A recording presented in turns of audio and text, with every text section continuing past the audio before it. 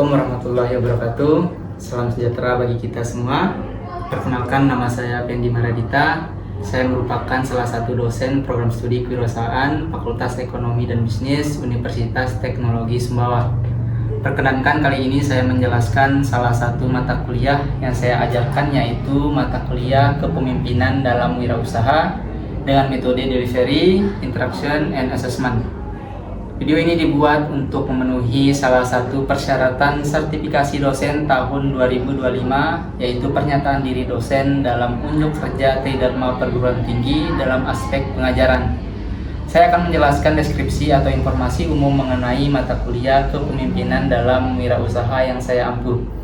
Jadi mata kuliah Kepemimpinan dalam Wirausaha ini merupakan mata kuliah wajib program studi kewirausahaan dengan jumlah SKS, yaitu 3 SKS. Jadi mata kuliah ini membahas peran dan karakteristik kepemimpinan yang efektif dalam konteks kewirausahaan.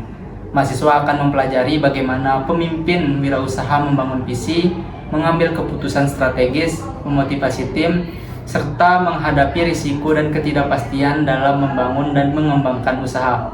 Fokus utama mata kuliah ini adalah mengembangkan keterampilan kepemimpinan yang adaptif, inovatif, dan berorientasi pada pencapaian tujuan bisnis secara berkelanjutan. Adapun materi pembelajaran dalam mata kuliah ini selama 1 semester ke depan, yaitu pertama, konsep dasar kepemimpinan, 2, teori-teori kepemimpinan, 3, tipe dan gaya kepemimpinan, 4, kepemimpinan transformasional dan visioner, 5, kepemimpinan berbasis kecerdasan emosional, 6, motivasi dalam kepemimpinan, 7, kompetensi pemimpin dalam ketahanan bisnis, 8, kepemimpinan berbasis dinamika perubahan bisnis, 9, strategi dan pengendalian dalam kepemimpinan bisnis, 10, kepemimpinan dan pengambilan keputusan, 11, budaya organisasi dalam kepemimpinan. Adapun capaian pembelajaran program studi kewirausahaan yang dibebankan pada mata kuliah ini adalah: pertama, menjunjung tinggi nilai kemanusiaan dalam menjalankan tugas berdasarkan agama, moral, dan etika. Kemudian menunjukkan sikap bertanggung jawab atas pekerjaan di bidang keahliannya secara mandiri. Kemudian mampu melakukan proses evaluasi diri terhadap kelompok kerja yang berada di bawah tanggung jawabnya. Dan mampu mengelola pembelajaran secara mandiri. Mampu melakukan proses evaluasi diri terhadap kelompok kerja yang berada di bawah tanggung jawabnya. Kemudian mampu mengelola pembelajaran secara mandiri. Kemudian mampu menumbuhkan dan mengembangkan serta menjalankan bisnis rintisan. Adapun CPMK yang diharapkan dari mata kuliah ini adalah: yang pertama, mahasiswa mampu memahami ruang lingkup disiplin ilmu kepemimpinan dan model dasar kepemimpinan di dalam organisasi bisnis. Kemudian mahasiswa mampu memahami faktor-faktor yang mempengaruhi perilaku individu, kelompok, dan masyarakat dalam organisasi bisnis. Kemudian mahasiswa mampu memahami kepemimpinan dalam ketahanan dan perubahan bisnis. Mahasiswa mampu memahami konsepsi utama kepemimpinan etis dan bagaimana mereka berhubungan dengan teori kepemimpinan saat ini. Kemudian terakhir, mahasiswa mampu merumuskan kebijakan bisnis dalam pengambilan keputusan bisnis. Adapun referensi yang digunakan dalam mata kuliah ini adalah buku dari yang pertama, Profesor Dr. Suatno dengan judul Pemimpin dan Kepemimpinan dalam Organisasi Publik dan Bisnis. Kemudian yang kedua, buku Gary Yukel, Leadership in Organization. Kemudian yang ketiga, buku Wibowo, Teori Kepemimpinan. Adapun sistem pembelajaran yang digunakan dalam mata kuliah ini adalah sinkronus dan asinkronus dengan menggunakan metode pembelajaran aktif yang mengutamakan peran dan keaktifan mahasiswa dalam proses pembelajarannya, yaitu pembelajaran kolaboratif, diskusi kelompok, dan penugasan berupa studi kasus. Jadi pembelajaran mata kuliah Kepemimpinan dalam Wirausaha ini dilakukan selama 16 kali pertemuan, termasuk ujian tengah semester dan ujian akhir semester. Sistem penilaian atau evaluasi yang digunakan dalam mata kuliah ini yaitu terdiri dari beberapa komponen penilaian, yaitu presensi sebanyak 10%, tugas 10%, case method 50%, UTS 15%, dan UAS 15% dengan total pembobotan 100%. Demikian informasi yang bisa saya sampaikan mengenai mata kuliah Kepemimpinan dalam Wirausaha untuk mahasiswa program studi kewirausahaan Fakultas Ekonomi dan Bisnis Universitas Teknologi Sumbawa. Berikutnya saya akan menampilkan cuplikan proses pembelajaran yang saya lakukan secara sinkronus di ruang kelas pada mata kuliah Kepemimpinan dalam Wirausaha. Selamat menyaksikan.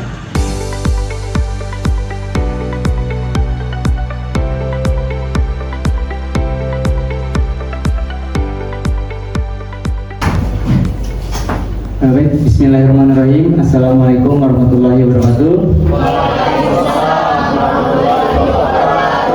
Gimana kabarnya? Alhamdulillah baik. Alhamdulillah hari ini kita bertemu kembali di dalam mata kuliah kepemimpinan dalam wirausaha. Nah, jadi sebelum kita memulai perkuliahan pada pagi hari ini, kita berdoa terlebih dahulu. Berdoa mulai.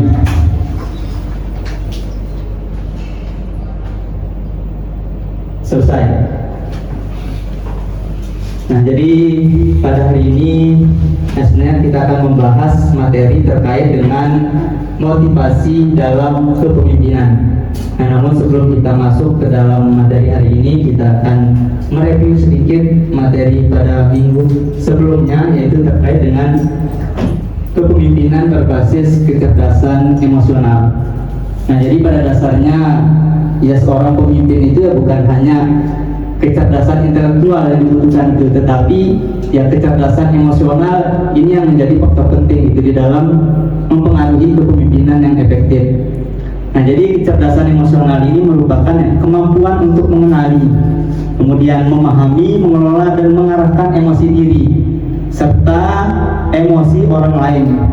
Nah, jadi bukan hanya emosi diri sendiri yang dikenali, tetapi juga bagaimana mampu memahami emosi orang lain. Nah, jadi ada 5 pilar utama dari kecerdasan emosional ini. Yang pertama adalah kesadaran diri, kemudian yang kedua adalah pengelolaan diri, kemudian motivasi diri, empati, dan keterampilan sosial. Nah, jadi pada minggu sebelumnya sudah kita bahas secara mendalam apa itu kecerdasan berbasis emosional dan juga pilar-pilar utama yang ada di dalam kepemimpinan berbasis kecerdasan emosional. Nah, pada hari ini kita akan lebih spesifik dalam motivasi dalam kepemimpinan. Nah, jadi saya harap tetap fokus walaupun mungkin sudah agak-agak ngantuk ini karena sudah masuk siang. Nah, saya harap ya tanpa mengurangi fokus dan juga makna dari perkuliahan kita pada hari ini. Dan adapun tujuan perkuliahan kita dalam materi motivasi dalam kepemimpinan ini, yang pertama mengetahui peran motivasi dan kepemimpinan dalam organisasi, khususnya dalam fungsi pengarahan. Kemudian yang kedua, mengetahui konsep-konsep yang terkait dengan teori motivasi dan kaitannya dengan perilaku tenaga kerja dalam organisasi. Kemudian yang ketiga, mengetahui konsep-konsep mengenai kepemimpinan dan kaitannya dengan perilaku manajer dan bawahannya dalam organisasi. Kemudian yang keempat, mengetahui isu-isu kontemporer seputar motivasi dan kepemimpinan dalam organisasi dan perusahaan. Nah, jadi setelah perkuliahan ini yang kita harapkan semua tujuan ini tercapai dan semoga rekan-rekan mahasiswa tetap fokus sampai akhir pertemuan kali ini. Nah, ketika kita masuk ke dalam motivasi, ini tidak terlepas dari salah satu fungsi manajemen. Ada yang tahu motivasi ini merupakan bagian dari fungsi manajemen yang mana? Ada yang tahu? Fungsi manajemen ada 4 gitu: perencanaan, pengorganisasian, pengarahan, dan pengendalian. Kira-kira masuk ke bagian fungsi yang mana dia motivasi ini? Perencanaan. Ya, masuk ke dalam fungsi pengarahan. Nah, jadi ada 2 hal yang ketika kita berbicara mengenai pengarahan, tentu akan kita melihat atau berkaitan dengan motivasi dan juga ada proses kepemimpinan di dalamnya gitu.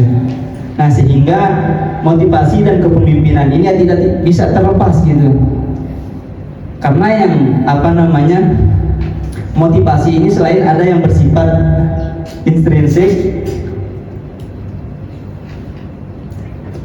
dan juga ada ekstrinsik gitu. Nah, terus kaitannya dengan kepemimpinan itu seperti apa? Coba Septian. Ya, Pak. Ya. Lebih ke arah leader dalam mengatur anggotanya untuk mencapai tujuan. Ya. kepemimpinan ini merupakan suatu proses tadi gitu. Adanya aktivitas-aktivitas yang dilakukan pemimpin ini untuk mengarahkan tadi gitu, untuk mendorong karyawan-karyawan yang ada di dalam organisasi. Entah itu melalui perencanaan, pengimplementasian sampai evaluasi yang dilakukan terkait dengan memotivasi karyawan yang ada di dalam organisasi. Nah, jadi simpel gitu. Supaya orang-orang yang ada di dalam organisasi ini tergerak gitu untuk melakukan sesuatu berdasarkan kepada apa tujuan yang sudah ditetapkan sebelumnya. Sampai di sini ada yang ditanyakan? Silakan. Lanjut dulu, Pak. Lanjut dulu. Ya.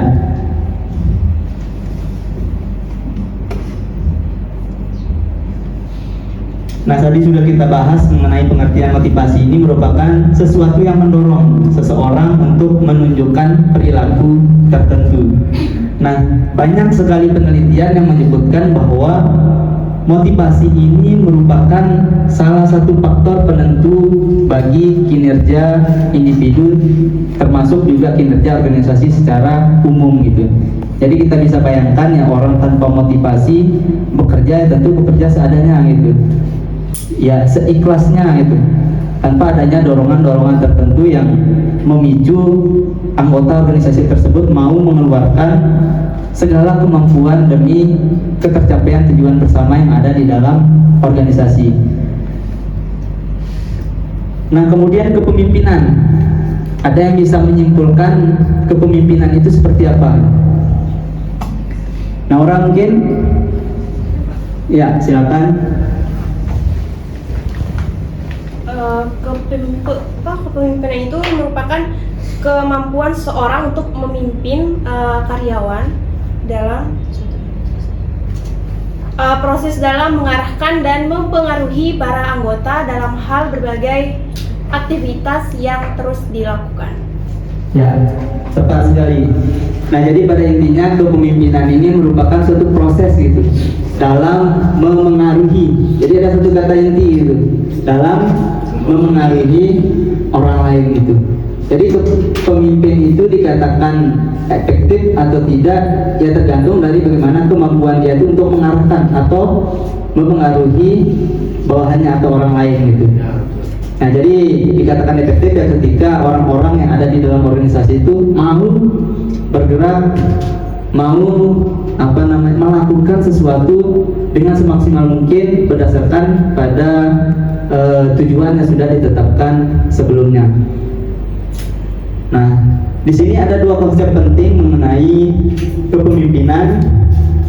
Yang pertama itu adalah kepemimpinan ini merupakan sebagai suatu proses.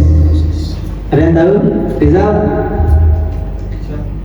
Proses dalam mencapai tujuan bersama ya Pak. Ibarat kayak suatu organisasi ingin mencapai suatu tujuan, jadi kepemimpinan itu sebagai proses dalam tujuan untuk mencapai tujuan itu maksudnya. Ya, tepat. Jadi kepemimpinan ini merupakan suatu aktivitas yang ada di dalam organisasi itu untuk mencapai tujuan organisasi. Jadi kepemimpinan ini merupakan suatu proses gitu, karena ada aktivitas-aktivitas di dalam memengaruhi orang lain di dalamnya. Kemudian yang kedua adalah kepemimpinan sebagai atribut. Jadi di dalam seorang pemimpin itu ada atribut atau sesuatu yang melekat gitu, yang identik dengan seorang pemimpin gitu. Misalkan terkait dengan bagaimana karakteristiknya, kompetensinya, dan lain sebagainya yang melekat di dalam diri seorang pemimpin gitu. Makanya ya tidak kita heran ada sosok seorang pemimpin yang memang secara karismatik, yaitu ya secara langsung berpengaruh kepada bawaan seorang pemimpin itu di dalam mengaruhi orang lain gitu atau bawahannya.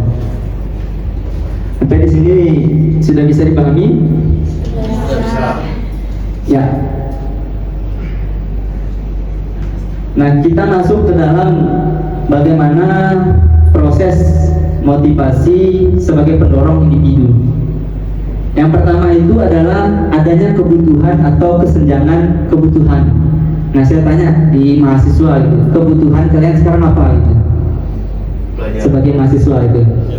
Ilmu nilai. Ilmu nilai, misalkan nilai. Ya, nilai. Untuk mencapai nilai ini, apa yang harus kalian lakukan? Alternatif apa gitu? Mengerjakan tugas, belajar, kemudian tertib, Sering masuk. disiplin, dan lain sebagainya gitu, untuk mendapatkan nilai yang maksimal gitu. Nah kemudian dari berbagai perilaku alternatif tadi, kira-kira mana yang paling menonjol yang memungkinkan saya untuk mencapai nilai bagus misalkan? Ya, sering masuk, misalkan aktif, misalkan. Ya, betul. Tentu ada pilihan-pilihan tersebut yang kira-kira yang menonjol, yang rasional yang akan kalian lakukan gitu. Nanti kayak kita kaitkan dengan kaitannya dengan dalam organisasi bisnis, terutama dalam organisasi wirausaha yang ada gitu. Kemudian evaluasi atas pemuasan kebutuhan. Nah dari apa yang sudah kita lakukan, terpenuhi atau tidak gitu, tercapai atau tidak gitu. Kira-kira belum tercapai ini apa yang jadi kendala gitu, apa yang kurang gitu, atau tidak, jawaban yang saya berikan kurang maksimal kah, gara-gara saya tidak belajar kah, dan lain sebagainya gitu. Nah kemudian ketika itu sudah terpenuhi, misalkan kalian dapat nilai bagus, apa yang akan kalian lakukan sebelumnya, setelahnya gitu. Kebutuhan apa yang akan kalian, kira-kira yang akan kalian penuhi berikutnya gitu. Jadi proses-proses inilah yang mendorong itu seseorang itu di dalam berperilaku atau termotivasi untuk melakukan sesuatu gitu.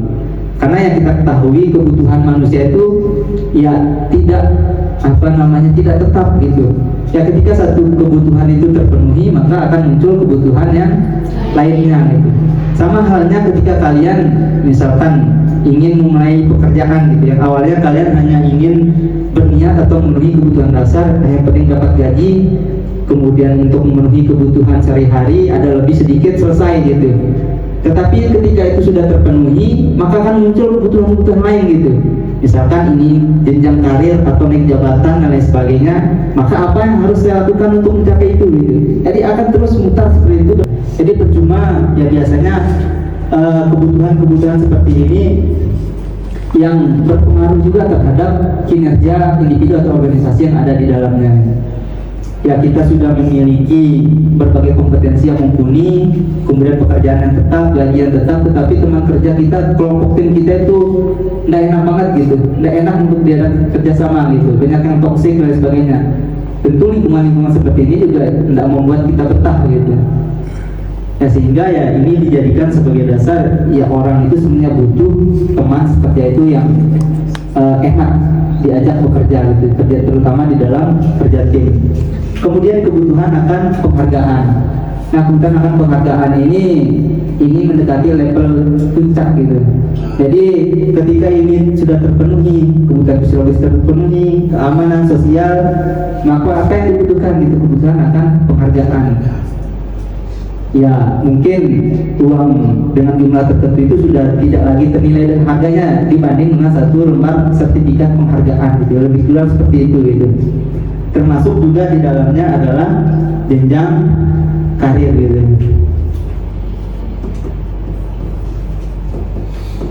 Nah kemudian kebutuhan puncak menurut Maslow ini adalah kebutuhan aktualisasi diri. Nah ini menurut Maslow ini merupakan kebutuhan puncak manusia, di mana di dalam misalkan dunia pekerjaan, orang-orang ini membutuhkan pekerjaan yang lebih menantang gitu, tidak monoton seperti yang ada gitu, atau lebih kepada bagaimana pengembangan diri. Nah sampai di sini ada yang ditanyakan, silakan. Atau saya bertanya gitu, yang menurut kalian gitu, apakah hierarki kebutuhan Maslow ini masih relevan untuk kondisi saat ini atau sudah tidak sesuai lagi gitu? Masih relevan. Ya, kita lihat ya ini dengan kondisi dunia kerja saat ini, yang memang ini merupakan kebutuhan yang masih relevan dengan bagaimana situasi dunia kerja saat ini. Karena kita lihat kebijakan-kebijakan yang diambil oleh perusahaan-perusahaan bisnis, ya karena memang memandang kebutuhan ini, karena orang di dalam organisasi itu tidak mungkin kebutuhannya sama gitu. Ada orang yang secara kebutuhan dasarnya itu terpenuhi, hanya itu yang dia pikirkan untuk sementara ini gitu.